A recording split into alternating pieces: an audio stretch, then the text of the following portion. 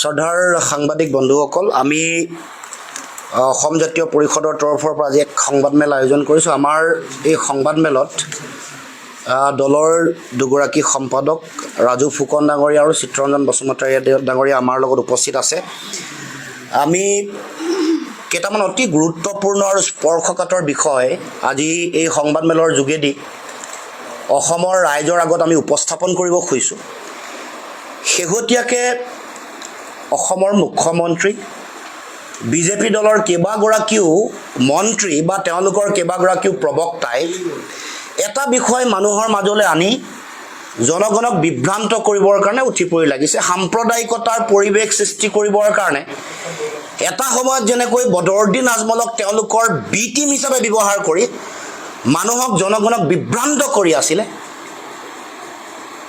বদৰুদ্দিন আজমলৰ মুখখন দেখুৱাই নিৰ্বাচনী বৈতৰণি পাৰ হ'বৰ কাৰণে যিটো কুটিল ষড়যন্ত্ৰ আৰু ৰাজনীতিৰ আশ্ৰয় লৈছিলে, সেই একে ষড়যন্ত্ৰ আৰু ৰাজনীতি পুনৰ কৰিবৰ কাৰণে অসমৰ মুখ্যমন্ত্ৰীয়ে ইতিমধ্যে কাম কৰা আমি দেখিবলৈ পাইছোঁ।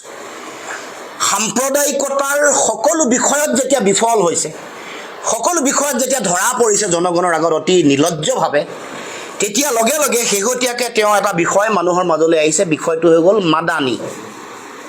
এতিয়া মাদানী কোন হয় সেই কথালৈহে আমি যাব খুজিছোঁ। আপোনালোকে জানে যে জমিয়ত উলেমা হিন্দ 1919 চনত যেতিয়া প্ৰথম জন্ম হৈছিলে, 2008 চনত এই জমিয়তটো দুটা ভাগত বিভক্ত হৈছে। দুগৰাকী ব্যক্তিয়ে ইয়াৰ নেতৃত্ব লৈছে আৰু এতিয়া অসমৰ মুখ্যমন্ত্ৰীক যিগৰাকীয়ে গালি দি আছে সেইগৰাকীৰ নাম মেহমুদ মাদানী। জমিয়ত উলেমা হিন্দৰ যিগৰাকী সভাপতি মেহমুদ মাদানী আৰু মুখ্যমন্ত্ৰী হিমন্ত বিশ্ব শৰ্মাৰ তেওঁলোকৰ এজেণ্টে এই গোটেই কথাক বিভ্ৰান্তি কৰিবৰ কাৰণে ফটো আকৌ বেলেগ এগৰাকী মাদানী লগাই দিয়ে। এইকেইদিন চাব টিভিবোৰত, মই গোটেই কথাবোৰেই ক'ম। এতিয়া মেহমুদ মাদানী কোন? জমিয়ত উলেমা হিন্দৰ অসমৰ সভাপতি যিগৰাকী আছে, বদৰুদ্দিন আজমলৰ ৰাষ্ট্ৰীয় সভাপতিগৰাকী হৈ গ'ল মেহমুদ মাদানী। এতিয়া লিংকটো আপোনালোকে গম পাইছেনে? যিটো জমিয়তৰ অসমৰ সভাপতি বদৰুদ্দিন আজমল চাহাব, যি বদৰুদ্দিন আজমল চাহাবক ব্যৱহাৰ কৰি হিমন্ত বিশ্ব শৰ্মাই এফালে ব্যৱসায়ো চলাব দিছে, আনফালে ৰাজনৈতিকভাৱেও ব্যৱহাৰ কৰিছে, হিন্দু মুছলমানৰ বিভাজনৰ ৰাজনীতি কৰি ভোটটোও লৈ আছে, নিৰ্বাচনৰ বৈতৰণি পাৰ হৈও আছিলে। আজমল যেতিয়া কাম নিদিয়া হ'ল, বদৰুদ্দিন আজমলক যেতিয়া ৰাইজে বুজি পালে যে এওঁ বিজেপিৰ এজেণ্ট, এতিয়া মেহমুদ মাদানীক লৈ আনিবলৈ মুখ্যমন্ত্ৰী উঠি পৰি লাগিছে। এতিয়া আমাৰ হাতত যিবোৰ তথ্য আছে গোটেইবোৰ কৈ দিওঁ। প্ৰথম হৈ গ'ল, এইজন মেহমুদ আদানী কোন? ভাৰতবৰ্ষৰ এই বিজেপি দলৰ জন্মলগ্নৰ কথা জানে নহয়। তেওঁলোকৰ পিতৃ সংগঠন জনসংঘই 1977 চনত যেতিয়া চাৰিটা ৰাজনৈতিক দল লগ লাগি তেওঁলোকে জনতা দল গঠন কৰিছিলে। জনতা দলৰ দেশৰ প্ৰধানমন্ত্ৰী হৈছিলে চৌধুৰী চৰণ সিং।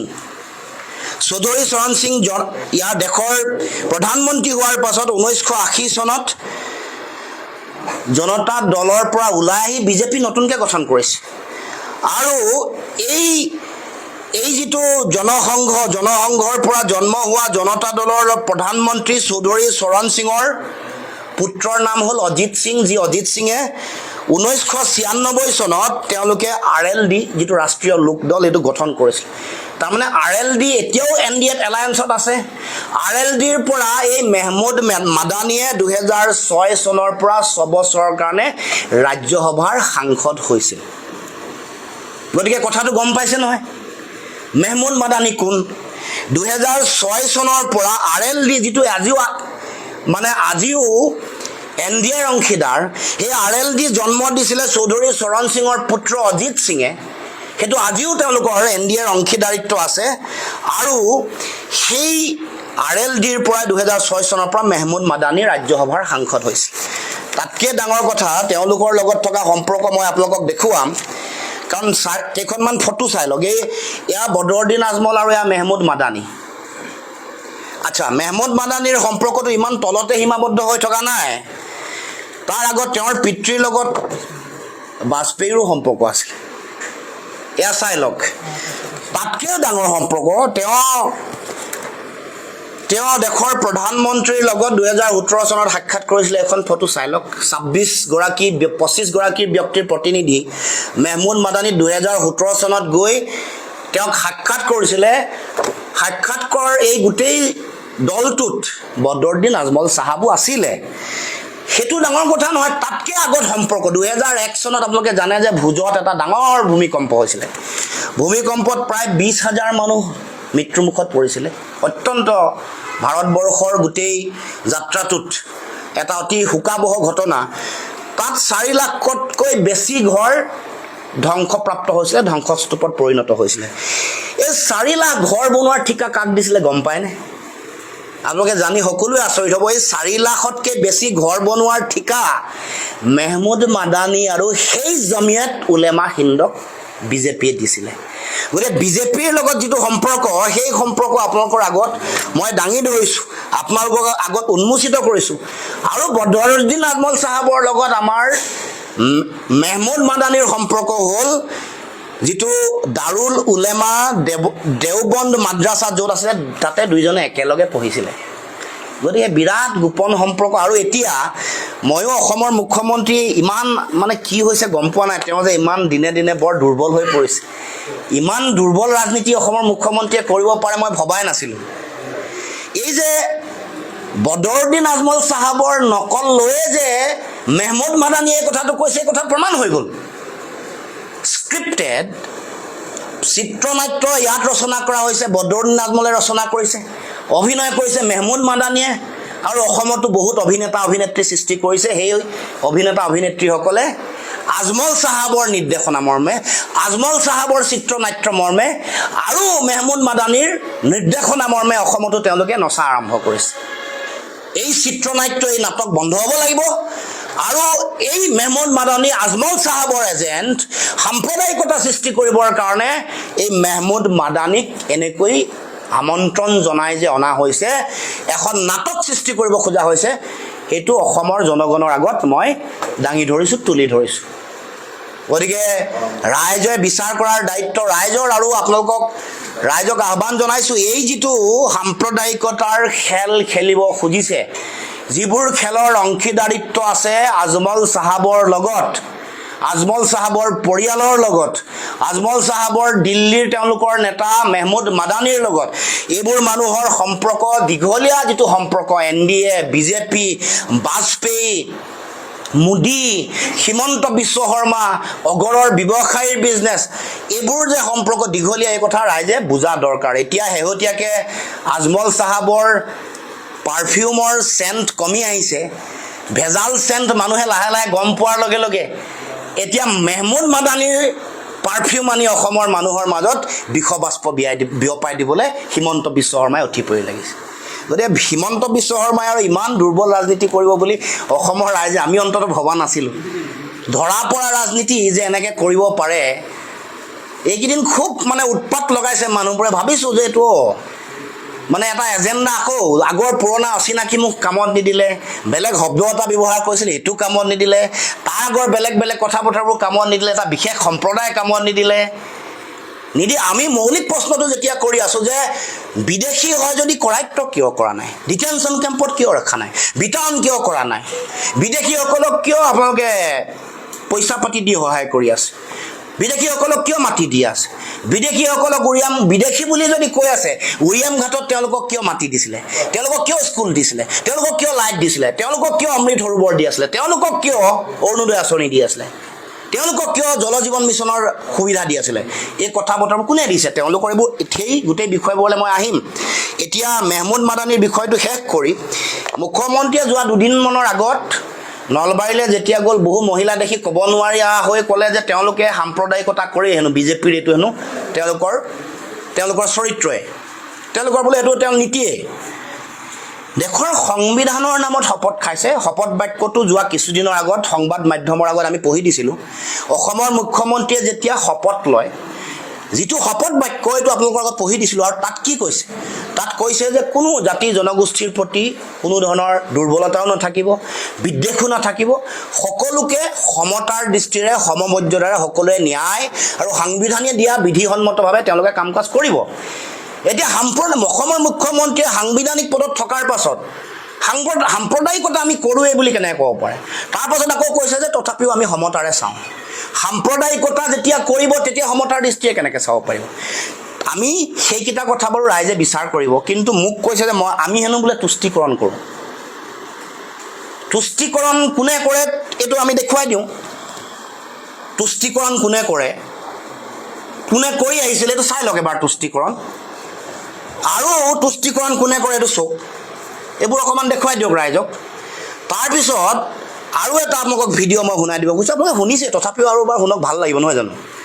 অসমৰ মুখ্যমন্ত্ৰীৰ এখন মুখেই হয়নে বেলেগ কিবা এইটো অলপ জনা দৰকাৰ আমাৰ ইছলামী সমাজ সেই সমাজৰ সমস্যাৰ ওপৰতো আমি ইয়াত আলোচনা কৰিছোঁ আৰু পবিত্ৰ আল্লাহৰ বাণী হজৰত বিশ্বনবী হজৰত মহম্মদে আমাৰ বাবে লৈ আহিছিল আৰু কথা আমাৰ বিভিন্নজন বক্তাই ইয়াতে আলোচনা কৰিছে মই দুআষাৰ কথা ক'ব খুজিছোঁ এইটোৱেই যে পৃথিৱীত যিমান ধৰ্ম আছে হিন্দু ধৰ্ম আছে খ্ৰীষ্টান ধৰ্ম আছে বা আন যিমান ধৰ্ম আছে এই ধৰ্মবিলাকৰ গোটেই ধৰ্মবিলাকৰ ভিতৰত আটাইতকৈ শিক্ষা আৰু জ্ঞানৰ ওপৰত আটাইতকৈ গুৰুত্ব দিয়া ধৰ্মগ্ৰন্থখন হ'ল পবিত্ৰ কোৰাণ শ্বৰীফ পবিত্ৰ কোৰাণ শ্বৰীফত প্ৰথম শব্দটোৰ পৰাই শেষলৈকে এই পবিত্ৰ কোৰাণ শ্বৰীফে জ্ঞান আৰু শিক্ষাৰ ওপৰত আটাইতকৈ বেছি গুৰুত্ব দি আহিছে আৰু এই পবিত্ৰ ইছলাম ধৰ্মৰ এজন পবিত্ৰ সেৱক হিচাপে এজন সদস্য হিচাপে এই যিটো জ্ঞানৰ যি পৰম্পৰা বা শিক্ষাৰ যি পৰম্পৰা ইয়াক ধৰি ৰখাটো আমাৰ আটাইৰে আমাৰ দায়িত্ব বিশেষকৈ ইছলাম ধৰ্মী লোকসকলৰ দায়িত্ব জ্ঞান বুলি কওঁতে আমি সকলোৱে জানো যে আমাৰ বিশ্বনবী হজৰত মহম্মদে জ্ঞানৰ বাবে ইছলাম ধৰ্মী লোকক প্ৰয়োজন হলে চীন দেশলৈ যাব কৈছিল আৰু তেখেতে ইমানলৈকে কৈছিল যে এজন জ্ঞানী লোকৰ কলমৰ যি মূল্য সেই কলমৰ মূল্য এজন শ্বহীদৰ মূল্যতকৈ শ্বহীদৰ তেজৰ মূল্যতকৈও বেছি তেখেতে জ্ঞান আৰু শিক্ষাৰ ওপৰত আটাইতকৈ বেছি গুৰুত্ব দিছিল আৰু সেইকাৰণে আমাৰ যি এই মাদ্ৰাছা আমাৰ যি পবিত্ৰ যি ইছলামিক শিক্ষাৰ যি মেইন কেন্দ্ৰ এই মাদ্ৰাছা বিলাকৰ পৰা জ্ঞান আৰু শিক্ষাৰ এটা ডাঙৰ পোহৰ সমগ্ৰ সমাজখনত বিয়পাৰ আদি প্ৰয়োজন আছে আজি আমাৰ সমাজখনত আটাইতকৈ প্ৰয়োজন হৈছে যে আধ্যাত্মিক শিক্ষা আমাৰ সমাজখনত আমাৰ মানুহ আগবাঢ়িছে মানুহৰ গাড়ী হৈছে মানুহ প্লেনত অহা যোৱা কৰিব পৰা হৈছে মানুহৰ টকা পইচা হৈছে কিন্তু আধ্যাত্মিক শিক্ষা নোহোৱা কাৰণে মানুহে যিটো নিজৰ আটাইতকৈ ডাঙৰ চৰিত্ৰ মানুহ বুলি ক'লে যি বুজা যায় সেই মানুহৰ চৰিত্ৰটো লাহে লাহে মানুহে হেৰুৱাই পেলাইছে আজি মানুহে এই আধ্যাত্মিক শিক্ষাৰ অভাৱৰ কাৰণে মানুহে নিজৰ দেউতাক মাকৰ মূল্য বুজি নোপোৱা হৈছে মানুহে নিজৰ ভাই ককাৰ মূল্য বুজি নোপোৱা হৈছে মানুহে সমাজৰ মূল্য বুজি নোপোৱা হৈছে মানুহে দেশৰ মূল্য বুজি নোপোৱা হৈছে মানুহে ধৰ্মৰ মূল্য বুজি নোপোৱা হৈছে সেইকাৰণে আজি আমি কি ধৰ্মতে পালন নকৰোঁ কিয় প্ৰতিটো ধৰ্মই আমাক যে আধ্যাত্মিক শিক্ষা দিছে সেই আধ্যাত্মিক শিক্ষাৰ আজি আমি গুৰুত্ব অনুভৱ কৰাৰ সময় আহি পৰিছে আৰু আধ্যাত্মিক শিক্ষা ক'ব নহয় বহুত শুনিলে আপোনালোকে এটা চিন্থেচিছ বা এটা মিক্স গতিকে তুষ্টিকৰণ কোনে কৰে কেনেকৈ কৰে আপোনালোকে সকলোৱে দেখিছে ঢিঙলে গৈ কাৰ ভোট বিচাৰিছিলে সেইটো কথাও দেখিছে বা বিভিন্ন সময়ত যিবোৰ কথা কৈছে তেওঁ ভোটৰ কাৰণে এইবোৰ কথা অসমৰ ৰাইজৰ নখদৰ্পণত আছে হাতে হাতে আছে গতিকে আমি তেওঁ তুষ্টিকৰণৰ তেওঁহে আচলতে হেডমাষ্টাৰ এই কথা সকলোৱে জানে আৰু অকল তুষ্টিকৰণেই নহয় অসমত পৰিয়ালবাদৰ যিটো ৰাজনীতি সেই ৰাজনীতিৰ আচলতে অতি শক্তিশালীভাৱে আৰম্ভণি কৰিছে হিমন্ত বিশ্ব শৰ্মাই। কাৰণ কাৰোবাৰ ল'ৰা কেতিয়াবা নিৰ্বাচনলৈ আহে, তাত পৰিয়ালবাদৰ গোন্ধ হিমন্ত বিশ্ব শৰ্মাই দেখে। কিন্তু হিমন্ত বিশ্ব শৰ্মাই যিটো পৰিয়ালবাদ কৰে, সেই পৰিয়ালবাদটোত নিজে মুখ্যমন্ত্ৰী বা মন্ত্ৰী হোৱাৰ উপৰিও পৰিয়ালবাদৰ যোগেদি নিজৰ পত্নীক কেনেকৈ ধনী কৰিব পাৰে, নিজৰ ল'ৰাক কেনেকৈ 17টা কোম্পানীৰ মালিক বনাব পাৰে, লগত থকা গোটেই মানুহবোৰক এই ভট্টাচাৰ্য উপাধিৰ মানুহগৰাকী, এই যে বিহপুৰী আপোনালোকে জানে নহয় চহী মাৰে, সেইসকলক কেনেকৈ ধনী কৰিব পাৰে, আৰু বিভিন্ন ধৰণৰ এনেকুৱা মানুহসকলক কেনেকৈ ধনী কৰিব পাৰে, পৰিয়ালবাদ কেনেকৈ কৰা হয়, এইটো হিমন্ত বিশ্ব শৰ্মাই খুব ভালকৈ জানে বা এইটোৱে কৰি আহিছে। এতিয়া তেওঁৰ পৰিয়ালবাদৰ কথা যেতিয়া কয়, বাগানৰ কথা আহে, বিদ্যালয়ৰ কথা আহে, ৰিজৰ্টৰ কথা আহে, গ্ৰীণ বাছৰ কথা আহে, আন বহু কথা, চেনেলৰ কথা আহে, পেপাৰৰ কথা আহে, বহুত কথা আহে। গতিকে তেওঁ তুষ্টিকৰণো কৰে আৰু পৰিয়ালবাদো কৰে।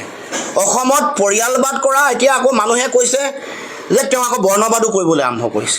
গতিকে গোটেই সংস্কৃতিবোৰ অসমৰ মানুহৰ মাজলৈ, যিবোৰ অসমত নাছিলেই, সেইবোৰ আনিবলৈ এতিয়া চেষ্টা কৰিছে। গতিকে আমি সেইটো বিষয়লৈ বৰকৈ নাযাওঁ, অতি গুৰুত্বপূৰ্ণ বিষয়লৈ আমি আহিব খুজিছোঁ। সেই বিষয়টো হ'ল শেহতীয়াকৈ যিটো উৰিয়াম ঘাট, গোলাঘাটৰ উৰিয়াম ঘাটত যেতিয়া উচ্ছেদ হ'ল, তেওঁ সাংঘাতিক এটা মানুহক এটা ব্যাপক প্ৰচাৰ দিলে আৰু আমাকো কৈছিলে যে এফিডেভিট এখন কৰি দিয়ক উৰিয়াম ঘাটত যে আমি আদানীক মাতি দিম বুলি। এতিয়া আমি উৰিয়াম ঘাট আৰু ইয়াৰ ওচৰে পাজৰে অঞ্চলসমূহত চলি থকা যিবোৰ কাণ্ড কাৰখানা, এইটোকে আমি ক'ব খুজিছোঁ। প্ৰথম হ'ল যে এই যি উৰিয়াম ঘাটৰ ওচৰে পাজৰে থকা যিকেইটা অঞ্চল আছে, সেই য'ত যোৱা কিছুদিনৰ আগত তেওঁলোকে উচ্ছেদ কৰিলে আৰু তাত গছপুলি ৰুম বুলি কৈছিলে, আৰু গছপুলি ৰুবলৈ গৈছিলেও আমাৰ এগৰাকী মন্ত্ৰী, আপোনালোকে সকলোৱে জানে চন্দ্ৰমোহন পাটোৱাৰী, আৰু নাগালেণ্ডৰ উপ মুখ্যমন্ত্ৰী। এতিয়া তেওঁলোকে তালৈ যোৱাৰ পাছত কি অৱস্থা হ'ল এইটো আপোনালোকে দেখিছে। উপ মুখ্যমন্ত্ৰীগৰাকীয়েতো ইমানলৈকে গৈ ক'লে যে তাত যদি পোষ্ট যদি পুতে বা ফেঞ্চিং যদি দিয়ে, মই আহি উপৰাই দিম। এতিয়া আমাৰ লগত দুখনমান ছবি আছে, আপোনালোকে তাৰমানে সেইদিনাখন গছপুলি ৰুবলৈ একেবাৰে ৰেডিয়ে আছিলে। এইটো আমাৰ যিগৰাকী ৱাই পেট্ৰন, যিগৰাকী তেওঁৰ কাৰণে গছপুলিটো ৰেডি হৈ আছিলে, চব ৱাই পেট্ৰন গছপুলি একদম হেৰি চেৰি লগাই গছপুলিটো ৰেডি কৰি ৰাখিছিলে। তাৰ পাছত এইটো আমাৰ পাটোৱাৰী ডাঙৰীয়াৰো আছে এটা, কিকনৰো আছে, কিকনৰ নামতো পুলি ৰেডি হৈ আছে। তাৰ পাছত আপোনাৰ পাটোৱাৰী চাহাবৰটো অলপ বহল কৰি দিব লাগে, মই ভালকৈ চাব, এইটো পুলি এইবোৰ ৰুবলৈ গৈছিলে। ৰুবলৈ যোৱাৰ পিছত কি হ'ল কি নহ'ল আপোনালোকে সকলোৱে সংবাদ মাধ্যমে গোটেই কথাবোৰ প্ৰকাশ কৰিছে। আমি আপোনালোকক তথ্য সহকাৰে কৈছোঁ, এক ছেক্টৰত প্ৰায় 18,000 হেক্টৰ মাটি ইতিমধ্যে নগাই দখল কৰিলে, প্ৰায় 18,000 হেক্টৰ মাটি। বি ছেক্টৰত প্ৰায় 25,000 হেক্টৰ মাটি ইতিমধ্যে নগাই দখল কৰিছে। এতিয়া চি ছেক্টৰত য'ত বহু মাটি নগাই দখল কৰি আছে, তাত ইতিমধ্যে BOP বনাইছে, তেওঁলোকে বনাইছে। আৰু এতিয়া উৰিয়াম ঘাটত তেওঁলোকে যে ইমান ডাঙৰ ডাঙৰ কথা ক'লে, এতিয়া এই যে মাটিবোৰ দখল কৰি আছে, মুখ্যমন্ত্ৰীক শক্তিশালী কৈছে, মোৰ সমান শক্তিশালী কোন আছে? এতিয়া মুখ্যমন্ত্ৰীক কৈছোঁ, আপুনি যদি শক্তিশালীয়ে হয় তেতিয়াহ'লে অন্ততঃ আমাক উৰিয়াম ঘাটৰ মাটিখিনি ৰক্ষা কৰি দিব লাগিছিলে। এতিয়া উৰিয়াম ঘাটত য'ত উচ্ছেদ কৰিছিলে সেই মাটি এতিয়া নগাই ল'বলৈ ইতিমধ্যে তেওঁলোকে যুঁজ আৰম্ভ কৰিছে, আহি দম দিছে। তাত আহি তেওঁলোকে বন্দুক লৈ আহি গছপুলি নুৰুবলৈ ইতিমধ্যে সকিয়নি দিছে। মুখ্যমন্ত্ৰী পৰ্যায়ত আলোচনা হ'ব লাগিব বুলি কৈছে। মুখ্যমন্ত্ৰী পৰ্যায়ত আলোচনা হ'লে তেওঁলোকে ক'ব যে ষ্টেটাছ কো মেইনটেইন কৰিব লাগে, তাৰমানে স্থিতাৱস্থা বাহাল ৰাখিব লাগে বুলি কোৱা পিছদিনাখনৰ পৰাই সেই মাটি নগাই দখল কৰিবলৈ আৰম্ভ কৰিব। এতিয়া মুখ্যমন্ত্ৰীক প্ৰত্যাহ্বান জনাইছোঁ, চি ছেক্টৰৰ 18,000 হেক্টৰ মাটি তেওঁ আমাক আনি দিয়ক নগৰাহাটৰ পৰা, 25,000 হেক্টৰ মাটি বি ছেক্টৰ আনি দিয়ক, চি ছেক্টৰত য'ত BOP বহাইছে এইবোৰ ভাঙি দেখুৱাওক, আৰু চি ছেক্টৰত য'ত দখল কৰিলে নগাই এইবোৰ উচ্ছেদ কৰি দিয়ক, আৰু গছপুলি ৰুৱক। আমি মুখ্যমন্ত্ৰীক প্ৰত্যাহ্বান জনাইছোঁ, তাত গছপুলি যদি ৰুব পাৰে, নাগালেণ্ডৰ মুখ্যমন্ত্ৰীৰ লগত কথা পাতি বা এই মাটিসমূহ যদি আনি দিব পাৰে, তেতিয়া তেওঁক আমি শক্তিশালী মুখ্যমন্ত্ৰী হিচাপে আমি গণ্য কৰিম। 1979 চনৰ 4 ডিচেম্বৰ তাৰিখে চুঙাজানত নগাই আক্ৰমণ কৰি প্ৰায় বহু মানুহক হত্যা কৰিছিলে। 1985 চনৰ জুন মাহত মেৰাপানীত নগা আক্ৰমণ হৈছিল। 2014 চনত উৰিয়ামঘাটৰ চেইনপুৰ আৰু চেতিয়াগাঁৱত নগাই আক্ৰমণ 17 জন মানুহক নগাই হত্যা কৰিছিল আৰু 500তকৈ অধিক ঘৰ জ্বলাই দিছিল। এয়া হ'ল আমাৰ ইতিহাস। আৰু এতিয়া মুখ্যমন্ত্ৰীয়ে এই উচ্ছেদ কৰাৰ পাছত আমাৰ মাটি এতিয়া নগাক আত্মসমৰ্পণ কৰি দি দিবলৈ ওলাইছে। আৰু উৰিয়ামঘাটৰ এই যিবোৰ ঠাইত উচ্ছেদ কৰিলে তাত চলি থকা চৰকাৰী কাম কাজৰ নমুনা আমি দিব খুজিছোঁ।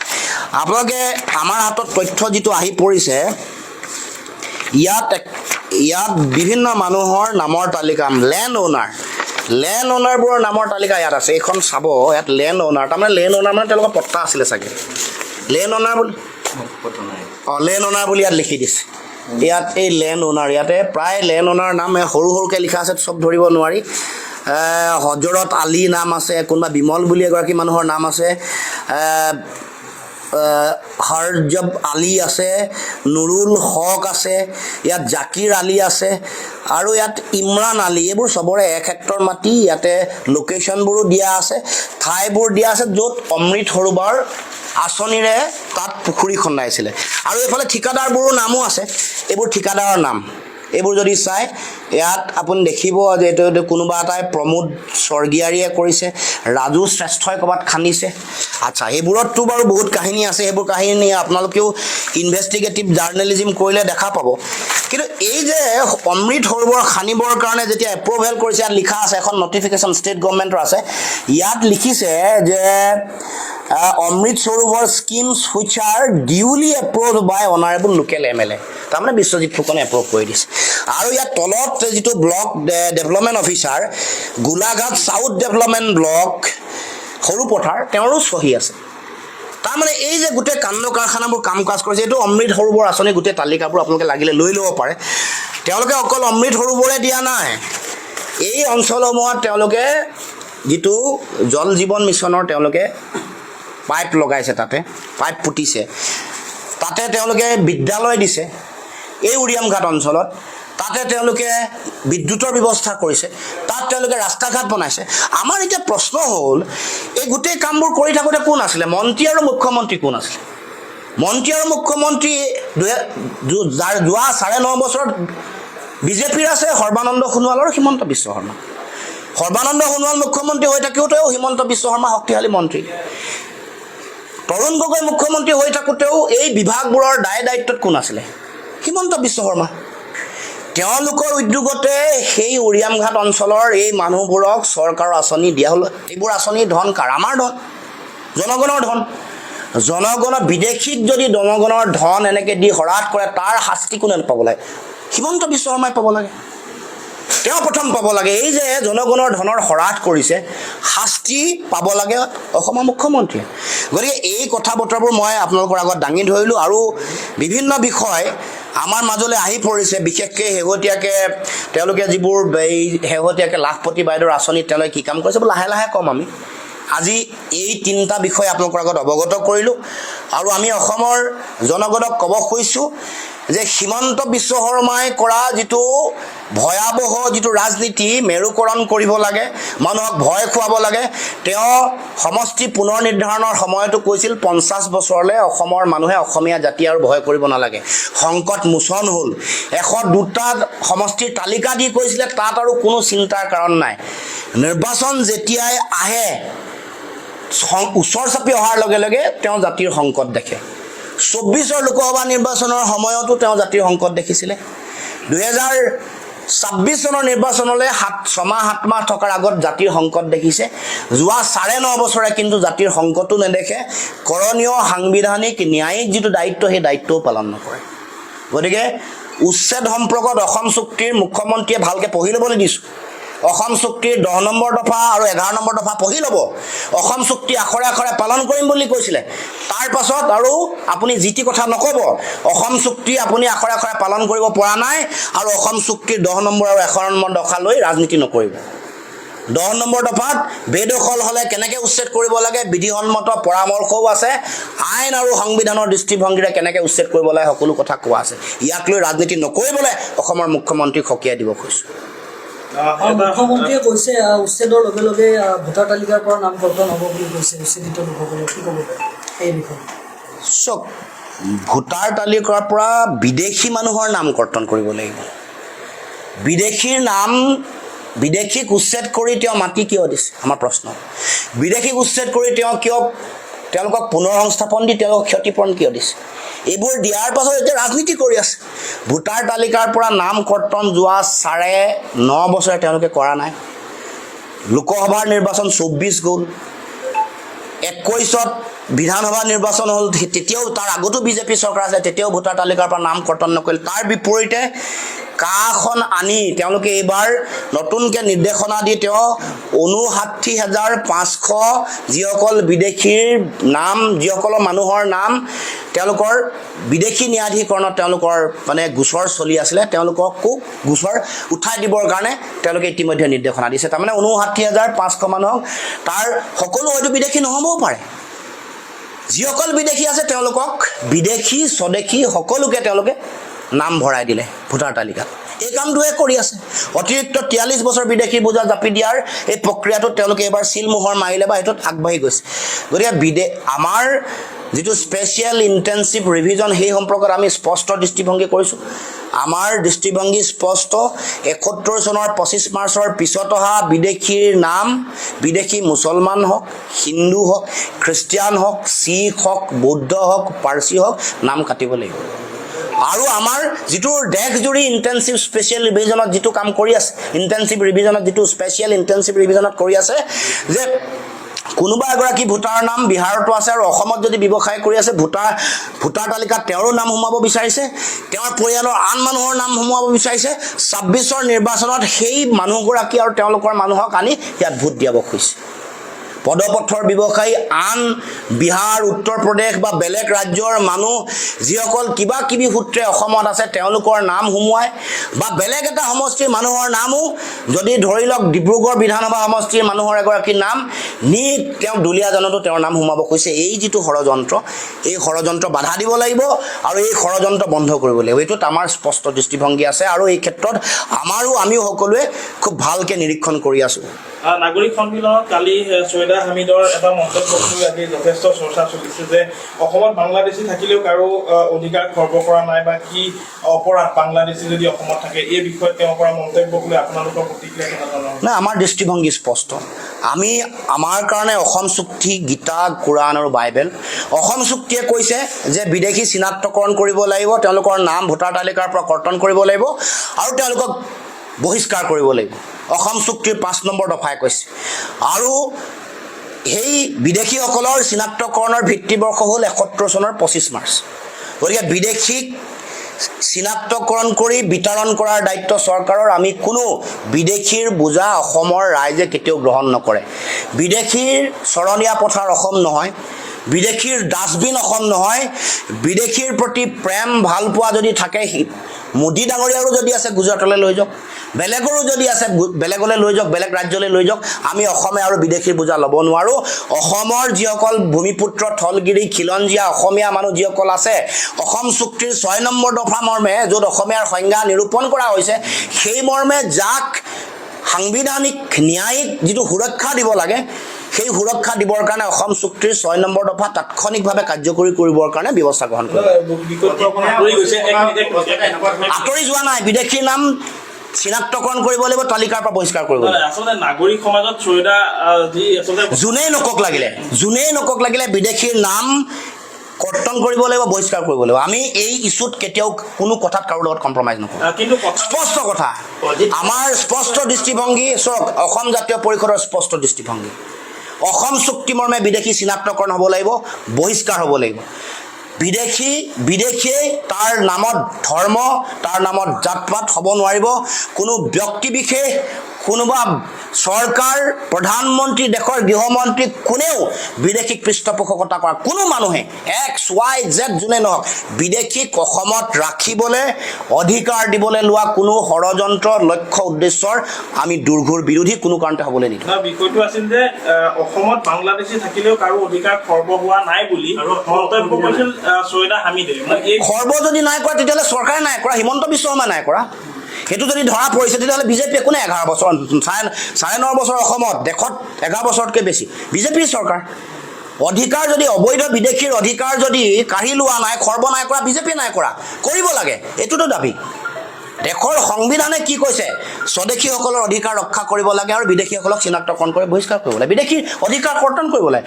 সংবিধানেতো স্বদেশীসকলৰ নামতহে শপত ল'বলৈ দিছে সুযোগ, দেশৰ নাগৰিকক অধিকাৰ দিব লাগিব। গতিকে এইটো কথা দেশৰ সংবিধানে স্পষ্টকৈ কৈছে। কোনো যদি বিদেশীৰ অধিকাৰ ৰক্ষা কৰি থকা পৰিৱেশ হৈছে, কোনে কৰিছে? বিজেপিয়ে কৰিছে। দিল্লীতো বিজেপি চৰকাৰ, অসমতো বিজেপি চৰকাৰ। আমি বিদেশীৰ অধিকাৰ কাঢ়ি ল'বলৈ কৈছোঁ, চিনাক্তকৰণ কৰিব কৈছোঁ, বহিষ্কাৰ কৰিব কৈছোঁ, আৰু কৈছোঁ যে ইয়াত মানুহ, অসমৰ মানুহ আমি অধিকাৰ পাব লাগিব। 20 বছৰৰ বিদেশীৰ বোজা আমি দেশৰ হৈ ল'লোঁ, মানৱীয়তাৰ কাৰণে ল'লোঁ, আন্তঃৰাষ্ট্ৰীয় চুক্তিৰ কাৰণে ল'লোঁ। কাৰণ 71 চনৰ আগত বাংলাদেশ নাছিলে, পাকিস্তান আছিলে। চুক্তি কৰিলে পাকিস্তান, আজি যদি 71 আগৰ মানুহক যদি বিতৰণ কৰিব লাগে, সেইটো পাকিস্তানলৈ কৰিব লগা হ'লে, যিটো আজিলৈকে সম্ভৱ নহয়। আৰু ইতিমধ্যে উচ্চতম ন্যায়ালয়ে চিলমোহৰ মাৰি দিলে যে 71 ভিত্তিবৰ্ষটো আমি মানিব লাগিব। তাৰ পাছত এইটোক লৈ ডিবেট নাই, এইটো খালি কাৰ্যকৰী কৰিব লাগে। উচ্চতম ন্যায়ালয়ৰ নিৰ্দেশনা, উচ্চতম ন্যায়ালয়ে কোৱা যিটো কথা সেইটো মানিব লাগে আৰু সেইটো কাৰ্যকৰী কৰিব লাগে। কিন্তু সৈয়দা হামিদে যিটো মন্তব্য কৰিছে সেইটো কিমান দূৰ গ্ৰহণযোগ্য, আপুনি কি ভাবে? কোনো কাৰণত গ্ৰহণযোগ্য নহয়, কোনো কাৰণত। বিদেশীয়ে চাওক, আমি বিদেশীৰ ক্ষেত্ৰত আমাৰ দৃষ্টিভংগী স্পষ্ট। 25 মাৰ্চৰ পিছৰ বিদেশী অসমৰ পৰা যাব লাগিব। বিদেশীৰ যদি অধিকাৰ পাইছে, কোনোবাই যদি কৈছে যে বিদেশী অধিকাৰ ভোগ কৰি আছে, বিদেশীৰ অধিকাৰ কাঢ়ি লোৱাৰ দায়িত্ব হিমন্ত বিশ্ব শৰ্মা আৰু বিজেপি চৰকাৰ বা কেন্দ্ৰীয় চৰকাৰ। আৰু বিদেশীসকলক তুষ্টিকৰণ কৰি হিমন্ত বিশ্ব শৰ্মাই তেওঁলোকৰ ভোট ল'ব খুজিছে। তুষ্টিকৰণৰ সীমা কেৱল মাত্ৰ কোনোবা ধৰ্মক লৈ সীমাবদ্ধ থকা নাই হিমন্ত বিশ্ব শৰ্মাৰ। তুষ্টিকৰণৰ ৰাজনীতি সীমাৰ পৰিধি পাৰ হৈ এতিয়া বিদেশীসকলক তুষ্টিকৰণ কৰি তেওঁলোকৰ পৰা ভোট লৈ নিৰ্বাচনী বৈতৰণি পাৰ হ'ব খুজিছে। আজি সভা আপোনাৰ অজিত ভূঞা আছিলে, অজিত ভূঞা ওচৰত আচলতে এনেকুৱা ধৰণৰ কথা ক'বলৈ তেওঁ সুবিধা পালে, কি ক'ব? নহয় চাওক, আমাৰতো দলৰ দৃষ্টিভংগী স্পষ্ট। আমি আৰম্ভণিৰ পৰা নীতি আদৰ্শত অলপো ইফাল সিফাল হোৱা নাই। আজিও আমাৰ দৃষ্টিভংগী আপোনালোকৰ আগত আমাৰ দলৰ ফালৰ পৰা দৃষ্টিভংগী স্পষ্ট ৰূপত প্ৰকাশ কৰিছোঁ। বিৰোধী ঐক্যক লৈ আজি আপোনালোকৰ এখন বৈঠকৰ কথা হৈছে, কেতিয়া? আজি সন্ধিয়া 4 বজাত হোটেল গেটৱে গ্ৰেণ্ডিয়াৰত আমাৰ বিৰোধী অসম সন্মিলিত মৰ্চাৰ সভা অনুষ্ঠিত হ'ব। কংগ্ৰেছৰ কোনোবা আহিব নেকি? এতিয়া অসম সন্মিলিত মৰ্চাত এতিয়ালৈকে তেখেতসকলে আমাৰ লগত চামিল হৈ থকা নাই, কিন্তু বাকী কথা বতৰাবোৰ কেনেকৈ কি হয়, সভা অনুষ্ঠিত আৰম্ভ হোৱাৰ লগে লগে বাকী কথা বতৰাবোৰ আমি গম পাম। যিহেতু নিৰ্বাচন কেন্দ্ৰিকে হয়তো আলোচনা হ'ব, কিয়নো প্ৰাৰম্ভিক সময় হয়, প্ৰেক্ষাপট তেনেকুৱাই। গতিকে তেওঁলোক অহাৰ কি ধৰণৰ সম্ভাৱনা বা আলোচনা কি ধৰণৰ হোৱাৰ পৰিৱেশ এটা আছে? চাওক, কি আলোচনা হ'ব আমি সভাখন হোৱাৰ পিছতহে ক'ব পাৰিম, বা কি হ'ব, কোন কোন আহিব, কোন থাকিব নাথাকিব, সকলো সভাখন অনুষ্ঠিত হোৱাৰ লগে লগে গম পাম।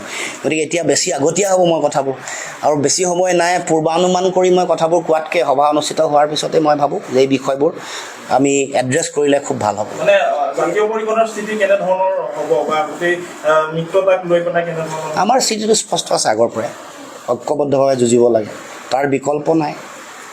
সেইটো স্থিতি আমি এক কথা কোৱাৰ মানুহ, এবাৰ ক'লোঁ আৰু সলনি নহয়। AIDFে বিৰোধী সকলো দলসমূহক এটা অফাৰ দিছে যে তেওঁলোককো ল'ব লাগে, চাবিল কৰিব লাগে বিজেপিৰ এজেণ্ডা মতে কথা কৈ আছে। যোৱা নিশা তাৰ যিদিনাখন কৈছে তাৰ আগদিনাখন চাগে হিমন্ত বিশ্ব শৰ্মাই বদৰুদ্দিন আজমললৈ ফোন কৰি কৈছে যে আজমল চাহাক আপুনি এবাৰ এনেকৈ কৈ দিয়ক, অলপ ৰাজনৈতিক পৰিৱেশটো বেলেগ ধৰণৰ বেলেগ ফালে যায় নেকি। সেইটোতো সকলোৱে জানে। এই ভিতৰুৱা গোপন বুজাবুজি, গোপন যিটো ইলু আছে হিমন্ত বিশ্ব শৰ্মাৰ বদৰুদ্দিন আজমল, সেই ইলুৰ প্ৰভাৱতেতো মাদানী অসমলৈ আহিছে, মেহমুদ মাদানী। গতিকে এইটো আৰু আলোচনাৰ বিষয় নহয়। আজমল চাহাব কাৰ এজেণ্ট, কি কৰিছে, ব্যৱসায় কেনেকৈ চলাই আছে, কাৰ আশীৰ্বাদ লৈ আৰু মেহমুদ মাদানীক কেনেকৈ অসমলৈ এণ্ট্ৰি কৰাব খুজিছে, এইবোৰ স্পষ্ট। মুখ্যমন্ত্ৰী হিমন্ত বিশ্ব শৰ্মা ইমান দুৰ্বল ৰাজনীতিবিদ বুলি মই জনা নাছিলোঁ। Thank you. ধন্যবাদ।